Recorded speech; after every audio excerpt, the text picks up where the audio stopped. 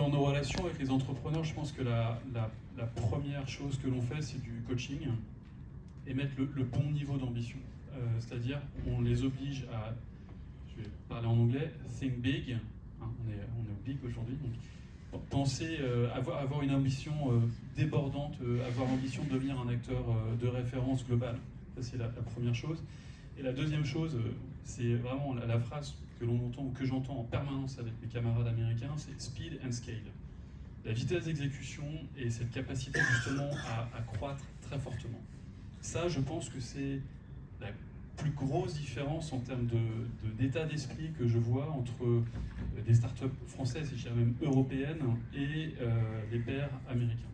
Okay, donc speed and scale, think big. Il faut vraiment avoir cette ambition, avoir envie de bouffer le monde en fait. Okay, donc moi, en tant qu'investisseur, qu'est-ce que je vais faire quand je me retrouve autour de la table avec un entrepreneur? Qu'est-ce que je vais faire pour aider l'entrepreneur sur cette trajectoire? Donc, il y a plusieurs missions, comment est-ce qu'on est actif finalement en tant qu'investisseur.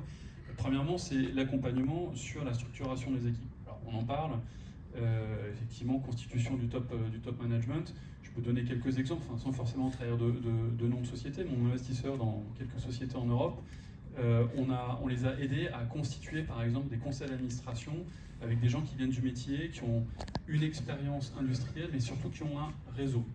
Et en fait, le réseau que vous avez autour de la table, dans cette dimension de speed and scale, c'est un véritable accélérateur. Ça permet d'ouvrir les portes, de directement parler aux bonnes personnes, qui peuvent être les clients, les partenaires financiers, les partenaires industriels.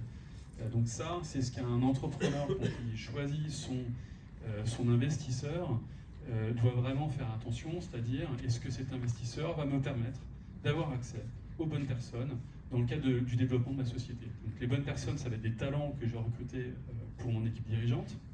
Les bonnes personnes, ça va être des partenaires commerciaux ou industriels. Est-ce que l'entrepreneur va me permettre d'aller parler directement à la bonne personne chez Nvidia ou chez Amazon ou chez Google Cloud, typiquement?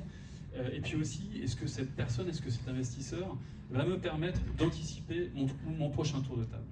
Okay, parce que ça, c'est une grosse misconception, c'est les tours de table ne se passent pas en claquant les doigts, ils se provoquent, ils se préparent. Okay, donc il faut préparer l'avenir. Dès que j'ai fini mon tour de table, en tant qu'entrepreneur, je vais commencer à parler aux investisseurs qui peuvent prendre le lead sur mon prochain tour. Et donc ça, avoir un investisseur qui m'aide à construire un narratif, qui me met en relation avec les investisseurs qui pourront prendre le lead de mon prochain tour de table, c'est absolument clé. Et donc, moi, en tant qu'investisseur en Series A, B ou C, je suis en contact déjà avec les investisseurs qui font du seed ou avec les investisseurs qui font du Series A et qui m'apportent leur deal flow, qui me parlent de des sociétés en portefeuille. Et donc, en tant qu'entrepreneur, je ne sais pas combien d'entrepreneurs il y a dans la salle aujourd'hui, mais vous devez challenger les investisseurs avec lesquels vous parlez et vous assurer que ces gens-là pourront vous apporter cette valeur, parce que c'est ce qui va vous aider à accélérer et à maximiser vos chances de succès.